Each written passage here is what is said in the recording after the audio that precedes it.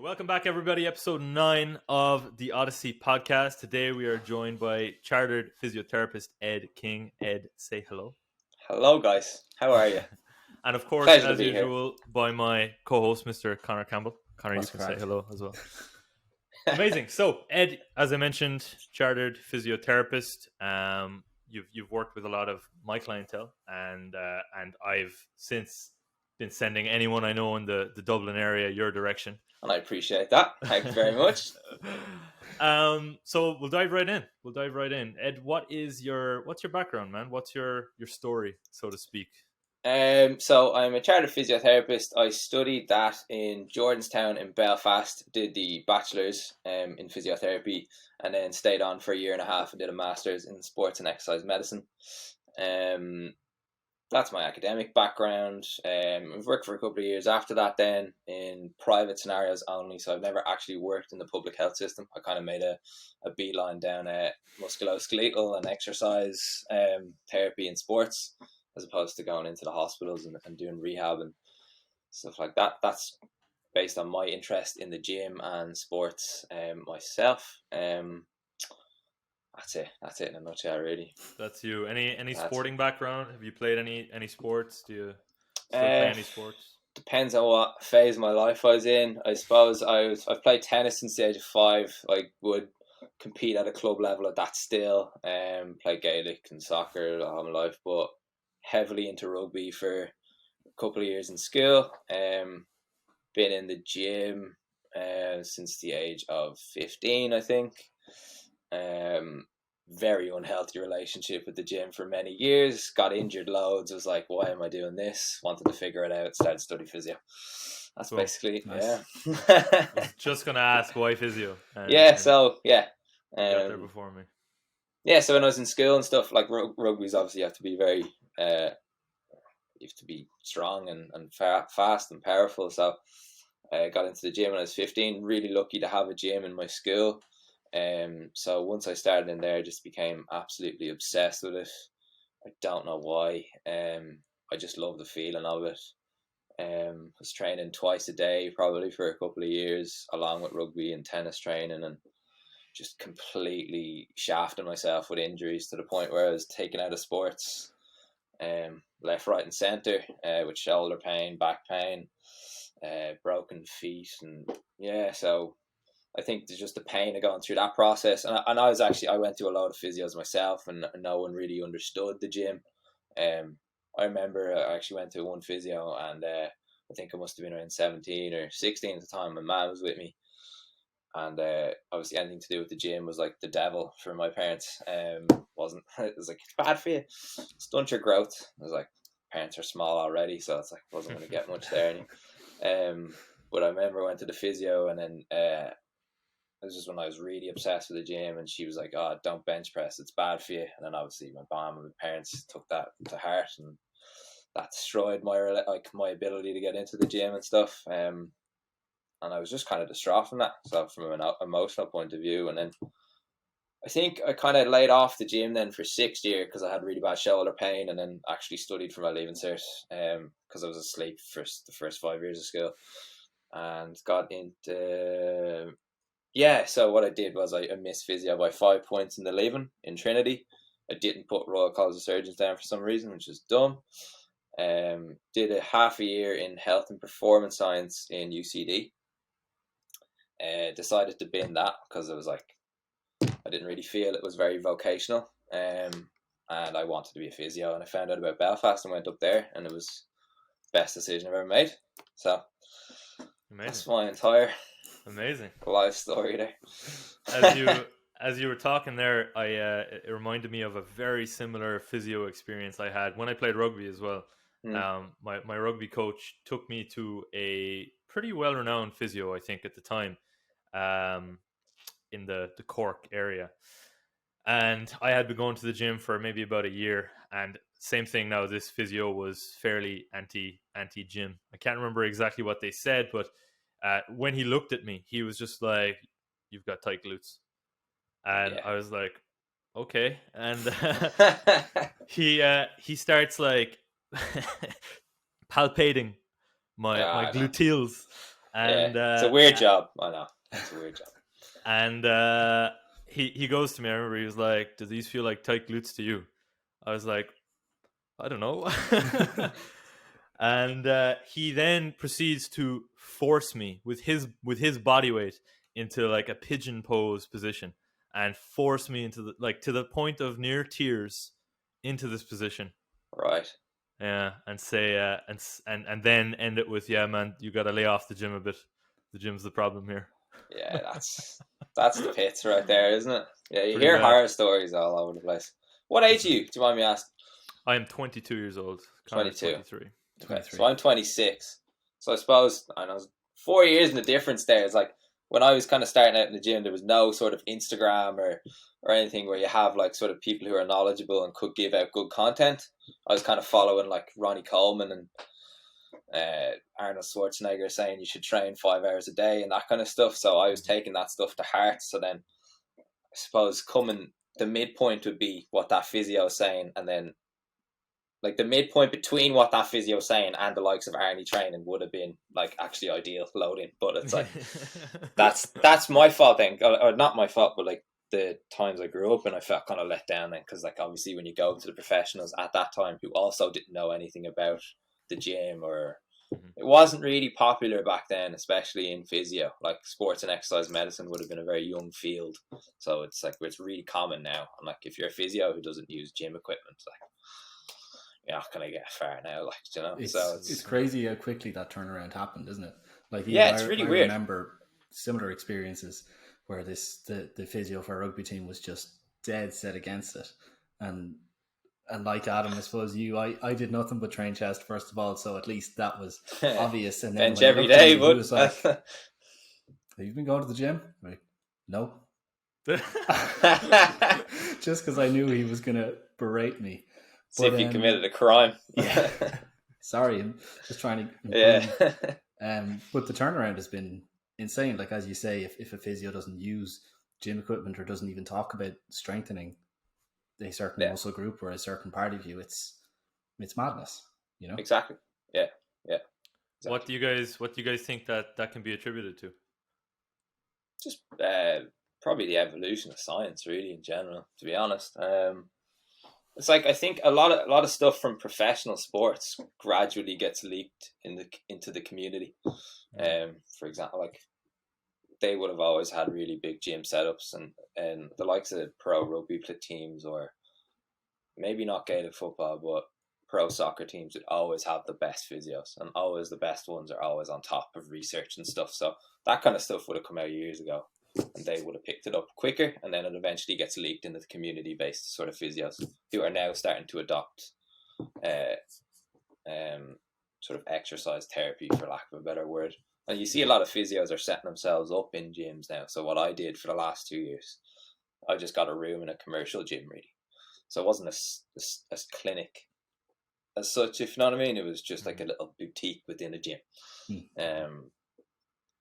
I think social media facilitated that, you know, like people always absolutely talk about the negative parts, but I was only thinking about this today, that people who are evidence-based seem to have this is a notch in your belt for being a social media person now, is that you're evidence-based and that you provide this good information. It's like this next level of clout that you have, but at least the information gets passed on in one way or another. Like, it's probably going to be bastardized on the way down, but look, if it's the same general direction as the evidence is facing, it's for the better, I suppose. I wonder if that helped it along.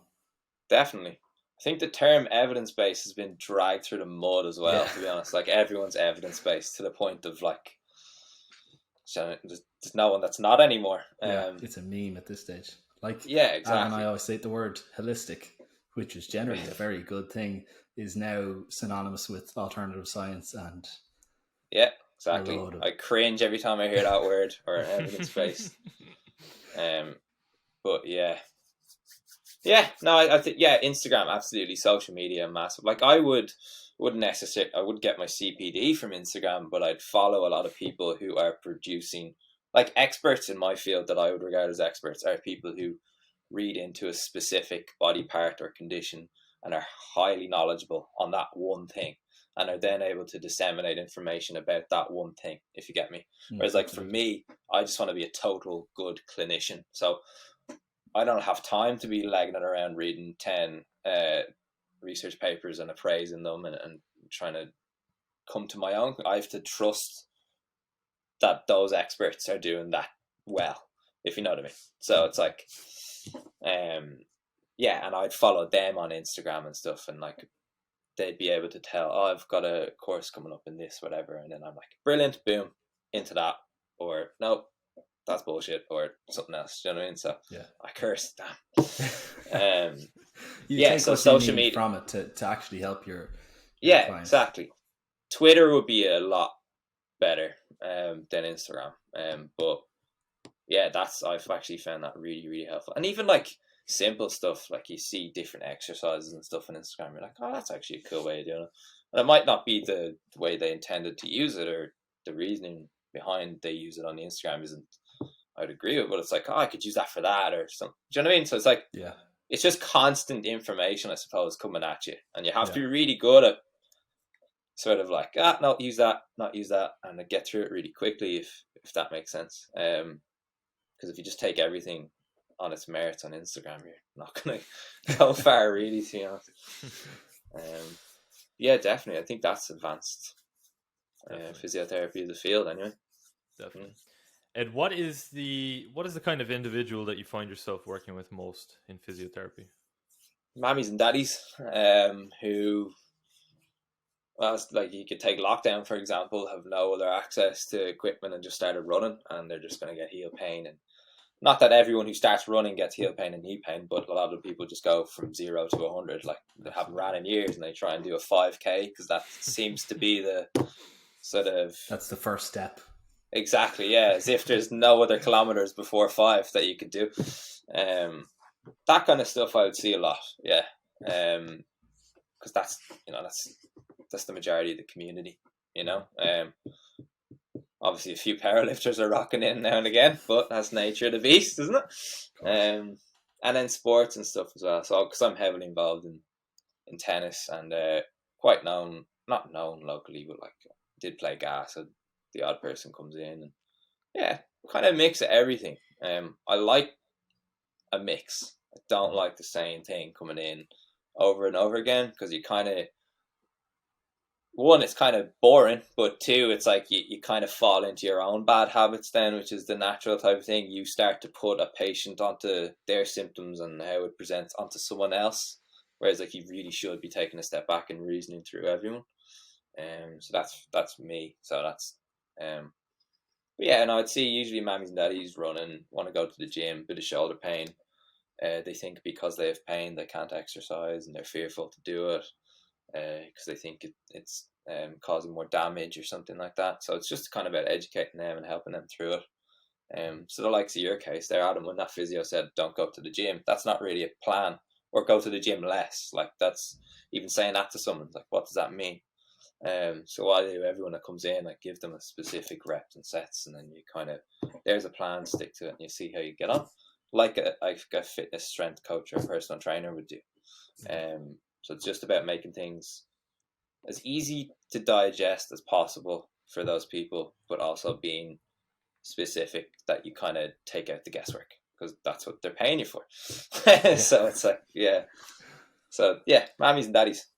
Put it simply. Adam and I were only talking about this yesterday when we were talking about this podcast coming up, and it seems to be the case, especially that people who are evidence based, but that are going away from things like manual therapy, like very hands-on treatment. It's nearly like they're going towards more like very specific strength and conditioning. Yeah, so there's two different scenarios here. I'd say you've got the public world and the private world. Okay, so when you come into the public, a physiotherapist in Beaumont Hospital or something like that, they have way less time to give you, because they're trying to get through as many as they possibly can, but they also want to give as much bang for the buck, basically. I know it's not the person paying if it's public, but someone's paying, the government's paying, or your taxes are paying for it.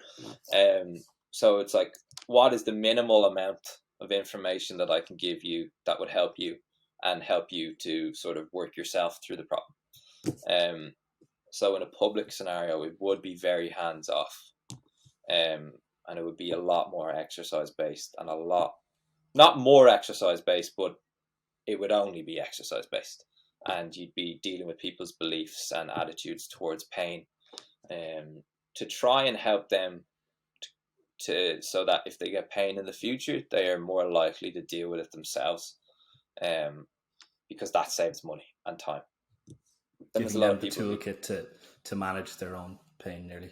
Exactly. And like from a public point of view, you've got waiting lists for physiotherapists. So obviously, so you want to make those waiting lists smaller, but they're just getting bigger and bigger and bigger, because obviously there's more people getting more pain, and so on. Just keeps going on and on. Private world's a bit different. So when you come in to me, for example, obviously we want to fix the problem, long term and short term, and we have a bit more time with the person. So my appointments are 45 minutes, which would be quite long for, like, you have clinics who just do 30 minutes. But when they come in, you kind of want to give them all the bells and whistles. You want to give them the cake, the icing, and the cherry. So the long term is always like, you're not going to do more damage, or you're not going to inhibit their recovery if you're doing a bit of hands-on massage or something like that. That's just to give you short-term relief if it works, but emphasis is on short-term. Fixing the problem long-term, and again, educating them on how to deal with their pain and fix themselves, is obviously priority number one. So if someone comes into me, I'd assess them, I'd ask them a million questions to get down to the bottom of the problem. And I probably annoy people so much, because I just want to get you're like trying to be Sherlock Holmes in a way. You're trying to find what's that one thing.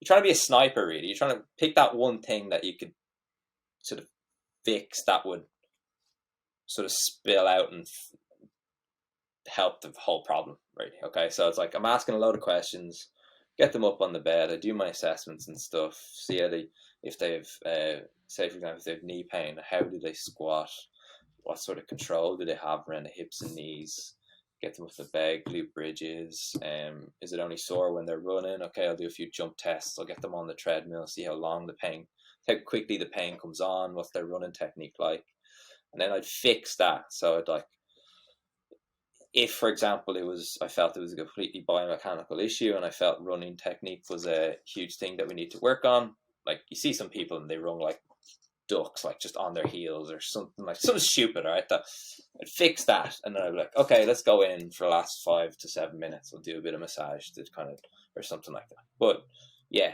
hands-on stuff is going out the door. It will never be gone, because of that sort of experience that people want in the private world, if that makes sense. Absolutely. It's just, yeah, as long as you're doing the core elements and you're fixing everything, it won't hurt to add in a bit of massage at the end. But if you go into a physio and all they're doing is massage, or these weird things where they're popping your hip back into place, or cracking your spine and putting a vertebrae back in, which obviously they can't do. April Fool's yesterday, wasn't it? Yeah, can't say that today. Then you're going to have to keep going back to them every week, because it's only a short-term fix, which means there's an incentive for you to keep going back if that's all you know is the suit. If they've made it clear to you that that's the only solution. So I don't want to go dissing on other professions, but I don't know. Yeah, exactly. Yeah, that's so okay. It's like, go ahead. Yeah.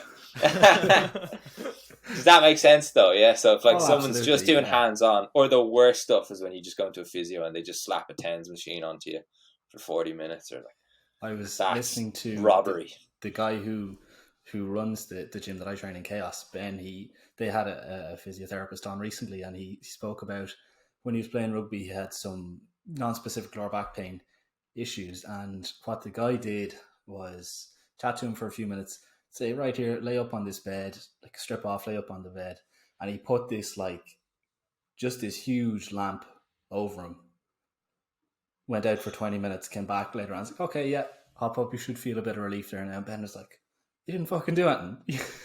That's absolutely mental. What was it, an infrared light or something? Or laser something therapy? To that degree, yeah. But that's the most lazy I can't even say hands-on therapy, can Ah, I? no, that's even worse, to be honest. Now, Um, how do you feel, or like it's I can nearly associate it to Adam and I are personal trainers, and for us to try and put out good information and good ideas against the wave of shit that's coming through, does that feel similar as a physiotherapist? yeah, but I think it's a battle that can't be won. I don't think it'll ever end. Like, I think the amount of bad stuff will constantly outweigh the good stuff. No matter if you got like an Avengers team, and like or something like, do you know what I mean? Like, and just put out Yeah. good content, and it was all branded lovely, and it was accessible to everyone. I just don't. I think it's a lose lose. Like, the amount of time you have to put in, it's not worth it.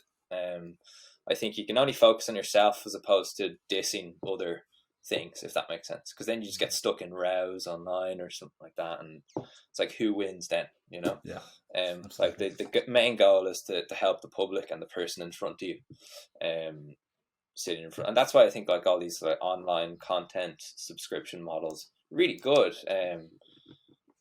if they're sort of validated, but then how do you validate them? So I don't do you know what I mean? So it's, yeah, so I think for me, my whole thing is like kind of making physiotherapy a little less medical, a little less clinical. So like our new thing, my bod, is that like it's gonna feel like you're do you ever walk into an Abercrombie shop? Do you ever do that? No, to be Okay, honest, but raging, I'm absolutely raging. It's it's not going to be like bland medical device. It's going to be fun to go into. It's going to be a great experience, and like that's, from a private perspective, I think that's what's going to make charter physiotherapy win in the end.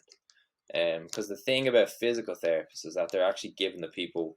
Sorry, didn't want to. Never mind. Not physical. Any, these people who get a course in like 6 weeks or something like that, out of a cereal box. yeah. So it's like they're giving the people what they want, like the hands-on stuff, because that's what the people want. So The like path of charity least physiotherapy, resistance. exactly, yeah. And they're not actually, in general, fixing the problem. I was going to say based on evidence there, yeah. But does that make sense? So it's like it is a battle in that regard, but I don't think it would be won by confronting the other side. I think it will always be won by just making sure you're providing a savage service, really, and just making sure you're everywhere, online, offline. You have a deadly brand, you've got a deadly customer experience. It's like, what I do is I really stay on my patients, so I'm texting them all the time. I'm making sure they're doing their homework, and it's a bit of a joke, but it's also like, get it done or it won't be fixed. You kind of have to find that balance between having fun and being a disciplinarian, I suppose.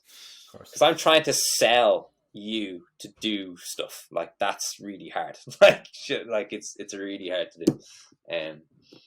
So yeah, I don't know what the original question is there. I just went on a tangent. But would you say that it's when you're getting back to your clients and getting onto them, it's really demonstrating that I haven't fixed this issue for you. So this is an active process you need to do for yourself. It's kind of like Adam and I prescribing a training program. Like, that's great, but you still have to do the thing. Yeah, exactly. Yeah, and a lot of the people, they don't want to do the thing. So I suppose it's a bit different from personal training to physio, because like if someone comes to you for personal training, it's like either they have too much fat or they're something like that, and they really want to fix that problem. Whereas a lot of people are in pain, they just don't think they deserve to be in pain, and they just want to be fixed like that, if you get me. Whereas people kind of understand you're not going to go into the gym once and walk out with a six pack. Like, that's fairly understandable. Whereas pain is kind of a different thing. Maybe they have this idea of the physiotherapist as, he's going to give me a nice massage there and I'll be grand for the next 4 weeks. Exactly, or pop my spine back into place. Feeding into it as well, that these people are willing to sell this and you're willing to believe it. Exactly, yeah. So it's a feed-forward cycle. There's an incentive to do that, yeah. So it's... That's the second time. I was going to say it when you said it the first time, the whole, pop your spine back into place or pop your hip back into. I deal with that so much on a daily in the gym, and as you mentioned, like it's a short-term fix, or like the massage thing is for the short term, right? And that's fine. I think it's totally fine. I have no issue with it as long as it's honest. But when you use language like that, what you're doing is you're now sacrificing the long term for the short term. You're not just, giving someone the short term benefit at no cost. You're now sacrificing that long term because someone will, experience pain and immediately associate it with their hip literally having disconnected from the rest of their body. Exactly. Yeah. It's so damaging. And that's the thing with when people come into me, they're like, I think one leg's longer than the other, or something like that. But they like, that's very common. Like, there's asymmetries in everyone. So it's like when people become in pain, then they start to analyze themselves, and then they see these asymmetries and they correlate that asymmetry with the onset of pain, even though that asymmetry, or for example a disc bulge, disc protrusion, might have been there long before the onset of pain. So it doesn't necessarily mean that your disc exploded and you have pain in that moment, if you know what I mean. Like, if you were to go and MRI a load of people out on the street who aren't in pain, they're not going to be perfect. Like, it's called the degenerative cascade. Like, as you get older, your discs start to look a bit weirder on an MRI. Your shoulders don't look the best. I know for a fact if you were to MRI my shoulders, it would look like an absolute mess.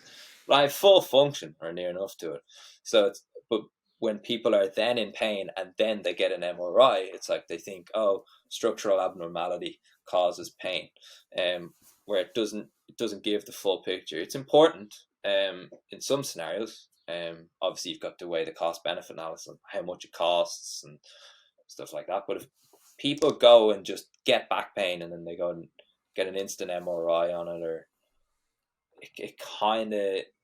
it can go down the route of just trying to fix the structure, which, I'm kind of getting to murky waters here. Sometimes is the right thing to do, specifically if they have it's radiating down their leg, like a sciatica type thing, and a lot of it, sometimes it is structure that caused it, but other times it isn't. But it's about sort of building a sort of a huge picture of the total human and their exercise history, their lifestyle, which is very sedentary these days, and is that sort of tying in with the onset of back pain and stuff. So it's not, people want to fix structures because they think structures cause pain, or abnormalities in structures, and it's not always the case. So it's like, yeah, and it's okay to have your discs look a bit weird in an MRI. A lot of people, it's normal. Like, it is normal. So yeah, and then people just want the quick fix. I'll pop that disc back into place. Can't do that. Do you find people really want this? They're clinging on to this certainty that doesn't really exist. But they're looking for some scapegoat to say, "Yeah, look, we'll sort that out and it will be fine then," because they don't want to consider the broader implication of that. Yeah, maybe it's structural. Maybe they might not know. It might be psychological, and even that's an even murkier path, as you say. Yeah, exactly. Yeah. The psychological. Yeah. So, like, we have this model of pain, called the biopsychosocial model of pain. So it's like you're always taking into account someone's biology, which would be the structure, the psychology. It's like, I've treated quite a few people who have clinical depression, and structure looks absolutely perfect, but they're just in pain, and it's like, it's really hard to understand that. It's like, it's a large chance that their mental illness is contributing to the onset of this sort of nervy type pain that they have, or chronic pain, and then, like, those are the people who are kind of, they've been through altering the structures or something and it hasn't worked, and then, like, the last resort is like cognitive behavioral therapy, or there's pain clinics in hospitals now, which would be sort of physios and doctors who are trying to sort of attack the psychology a bit more. Then you have the social aspect of that model. It's like, are they working? Are they unemployed? Are they depressed about that? A lot of that these days. Do they have family that love them? What's their relationship like with their family? Do they have mates? So, like, yeah, all of these things feed into pain, and that's why it's a very complicated but at the same time, it takes the blame away from a structure, which is great, because again, if you fix the structure and you're still in pain, you're going to feel really disappointed if you think that was the only thing that contributed to it. Might have, don't know, but it depends on the person. If you know, I'm just trying to. It's very broad. Like, you have to go after the total person as opposed to just their knee, or their back. What's scary is that when people have this, and I'm sure we've all seen it, is when people have this set in stone idea that it is structural, and there may be a degree of the pain experience is structural, maybe a large degree of it is psychological. But when they are so confident that it is structural, and they see a healthcare professional who has that same mentality, then surgery seems to be the thing that they go for, which is terrifying. And like, Adam, you've said to me, people that you know very well who've come to you say, oh, I have to get this knee replacement. And you would just work with them, getting them to train and feel good about themselves and racking up these wins, and their knees are miraculously fixed. But what's scary is when somebody has this idea that surgery is going to fix them and they'll feel better, and then they don't. Mm-hmm. What does that to do to someone's fucking head? Yeah, exactly. Like, if you're clinically obese, never exercised in your life, and you sit down all day and you've back pain, and you're 40 years old or whatever, and you've never done an exercise, and you've no idea what your leg is doing if you're not looking at it, that kind of, you've no awareness of what your body's doing, which there's a lot of people out there like that, and you get back pain, you go get surgery, like, and you haven't fixed your capacity for exercise or your lifestyle in any way, shape, or form. It's like, you're probably not going to have good results.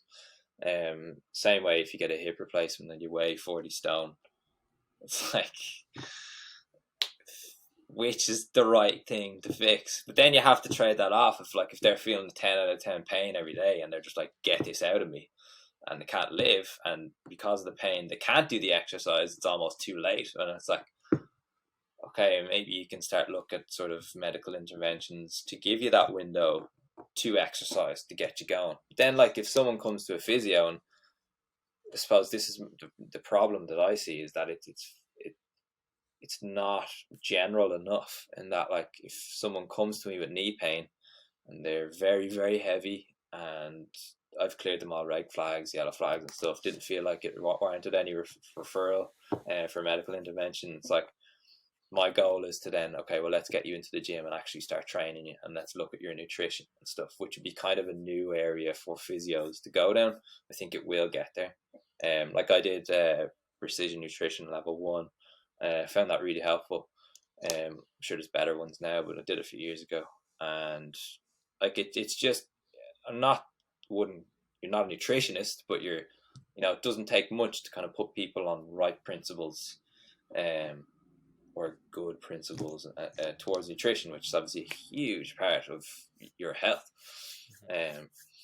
So yeah, but that takes a lot of work on the individual's part. So it's like, how do you sell that? And that's where the fun is. It's fun influencing people to do that. Like, it's hard. Like, it is hard. Yeah. And what are some of the differences, I suppose, between working with athletes and working with kind of general population? Obviously, I'm most interested in powerlifters. Like, tell me everything you've noticed about powerlifters. But is there any considerations to be made there? Yeah, we'll take a field sport athlete, compare it to a powerlifter, and then compare that to the population. So field sport athlete, like, they've likely been playing that sport since the age of 5. They've built up a large tolerance to do that. And there's a lot more chaos in a field sport, and that, like, traumatic injuries are going to happen a lot more. Like, you roll your ankle, tear your ACL, or something like that, concussion, or so they're managed a bit differently, in that if it is a traumatic injury in a field sport athlete, you have a roadmap how that's going to end out. Like, say, for instance, sprain your ankle to a certain degree, it's 12 weeks down the line, you're probably going to be running. Obviously, we'll make it sort of task orientated. We're not just going to be 12 weeks you're back in the pitch, like, no matter what. It's like, you have to be able to walk. Okay, that's first phase, pain free. Okay, that's calf raises, and then run a straight line and run and change in direction. So you have a general sort of map that you can explain to the person, like, right, it's very simple, simple but not basic. Simple in theory, but like, it's hard work. It's going to take a long time. So that's very, I wouldn't say easier, but that's a lot more planned out. But then you have like overuse injury, not like overloading injuries in field sport athletes, which would be, similar to what a powerlifter would get. It's like, powerlifters, obviously, like, you're burying your knees and your hips out of it, and it's class. But a lot sometimes they get a bit sore as a result of that, because structure become overloaded, because just the insane nature of the sport. It's like you're trying to have a certain individual putting 270 kilos. That's absolutely mental.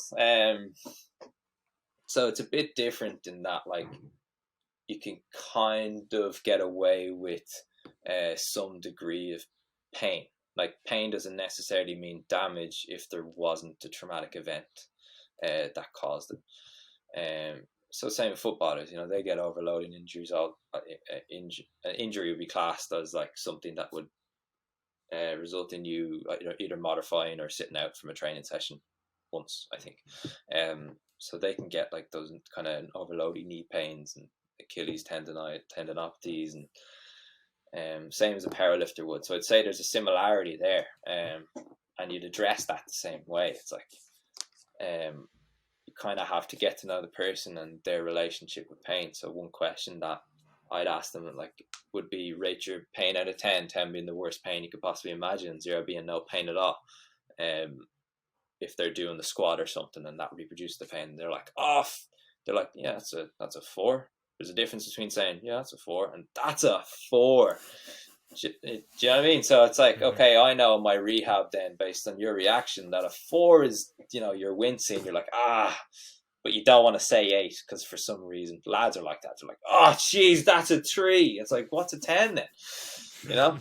Like, you're getting sick rolling around the ground or something. But you kind of have to understand their relationship with pain, and then you've as a clinician, you reason internally within yourself, like, okay, maybe you can get away with the 1 out of 10 pain here, to get them to do the movement or adjust the exercise in a certain way that it's not a bad thing if they're getting a tiny bit of pain, really. If you're getting 9, 10 out of pain and they're saying that, well then probably best to either alter what you're doing or back off. But same with footballers in that respect.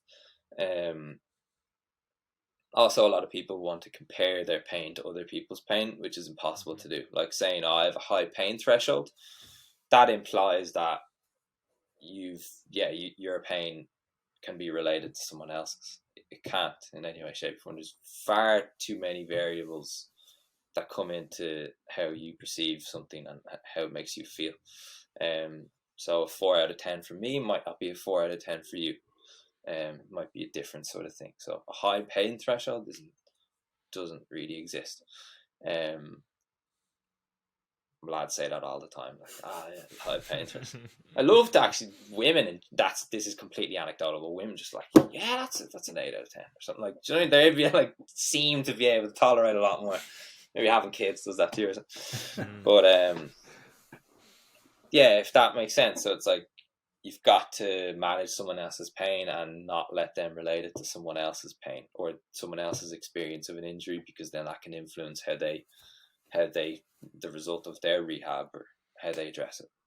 And then the sort of common person is like, obviously, I suppose it would be similar to field sport athletes. There's just a lot less velocity in it, a lot less chaos, but because they just have a lack of less capacity to deal with those certain movements, would probably result in similar sort of traumatic injuries, like roll their ankle if they step off a step or something like that, or and then they just get the overloading issues as well. I did 10 hours of gardening there the other day and my elbow's sore, and like, I hadn't done gardening for 2 years before that. I was like, okay, well, 0 to 100 again, that type of thing. So it's just, my job is to kind of peel you back and build you back up slowly. So that's kind of the difference between those sort of populations, I'd say. There's a lot of similarities. Like, the structures are always the same. Like, the the tendons are always the same. It's just the mechanism is different. Their understanding of, like, athletes would be willing to sort of go through a bit more pain, whereas the community wouldn't, because they hadn't really. I'm using the word communities and someone who isn't really active, like, they wouldn't really have or be determined to sort of get back onto the pitch or something like that. Yeah, exactly. And I did done work with teams and stuff, like down football team, and like a certain amount of it is just putting out fires just to get them back onto the pitch. Like, so like a community person, you'd probably take that a bit more time to sort of, okay, address their nutrition and their lifestyle and how you address those things. Where if an athlete kind of knows what they're doing, like, you know, they have a good idea what's good nutrition or bad nutrition, or like how to do exercises or stuff like that, if you know what I mean. So I actually enjoy the community a lot more because of that reason, because they don't know. So it's like you're fixing more, really. Yeah. Awesome. Connor, actually, while we're on the topic of field sports, you had an interesting question you came up with yesterday. Why don't you throw that one out there regarding? Remind me what it is. Regarding, I suppose, physios' role in field sports and pitch side physios and all that. Yeah, so we kind of alluded to this a little bit earlier on, but I always see, especially people who, it's more athletic therapists, who you'd see them on the pitch and they run on if somebody has rolled something, and they maybe give them a quick rub, or they assess what the situation is. But it seems to be, especially if people are tending away from the hands-on manual therapy, is that your role is going to be much more analytical and diagnostic. Maybe that you'll figure out what exactly the issue is, and then maybe integrate with an S&C coach if they're there to find the perfect way forward, a good way forward, not a perfect way forward for the athlete. Would I be right in saying that? This kind of tending towards almost like a strength and conditioning coach in yourself. Yeah, like they're kind of just different scenarios. It'd be like comparing apples and pears, really. It's like, because when you're on the pitch, yeah, you are trying to quickly assess if that player can keep going, and it's chaos being out on the pitch because you don't know what's going to happen. Like it's a huge amount of research done on concussions and stuff now, which are, you know, back in my day, you get a concussion, you wouldn't know you did, and you kept going, which is terrible. But like, I know some of my friends in school had like 5 concussions by the time in 3 years. 2 of us did as well. Yeah, so like I was lucky enough; I never got a concussion. But I remember one time I did see blue, so I probably did that. But like, there wouldn't have been strict protocols for that, and then as a result of, like, there was definitely a death up north. A schoolboy was put back onto the pitch after had 2 concussions or something in the same match, and he died. So it's like, after that, they're really, Ulster Rugby are class at like really going into the research up there, and then obviously Leinster here and all the other provinces. So it's like, that's a huge thing that you kind of have to take into account that you wouldn't come across in a clinical type setting. Now, if you have charter physios at the pitch side, when they're out in the pitch you don't know what's going on in the back room either. So I know what you're trying to get at. Like, it is more rehabby what I'm doing, if you know what I mean. Like, you get touch points with the patient quite frequently, you have to go into depth. They probably do that, just you don't see it. Okay. Just at it depends on the setting, obviously. See, a lot of teams are incentivized to cut costs as well. So if you get people who do other courses, or I don't know what they study exactly, but I know some fields within sort of the rehabby nature are just solely like muscles and tendons and bones, and they actually might be very good for a pitch side. It might be more cost effective in that way, and then someone else who's trained to deal with the other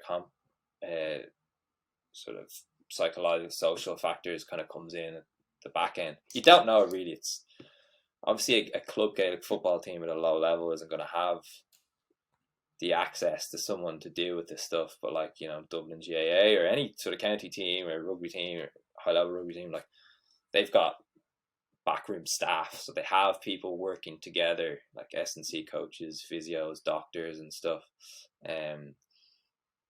which is the ideal way, because then you have everyone having an input in their respective areas and they're all working together and they're not clashing, and it's like an orchestra in that respect. That's where I see community healthcare going, and that's what we're trying to do with my bod, is that have a load of different they're starting with physio and fitness, but it's like, get a GP and online GP appointments, that kind of stuff, and OT, podiatry, whatever, have it all under the one roof working together. And then so that's the ideal scenario, but it's really hard to do that in the community, because obviously it's businesses trying to do that as opposed to sporting organizations who have to do that. Yeah. Do you know what I mean? So yeah, that sounds fantastic. Yeah, pitch side and what I'm doing are different scenarios. Yeah, related, absolutely, but yeah, different. It's cool to see, as you mentioned, all these different practitioners starting to come together, and obviously it's a trickle down from professional sports, as we kind of mentioned earlier on in the podcast. But we had a sports performance psychologist on a few episodes back, and she was really adamant that like she's just one cog in a wheel. We're another cog in a wheel. Exactly. Everyone has to kind of work together and be in on the same goal.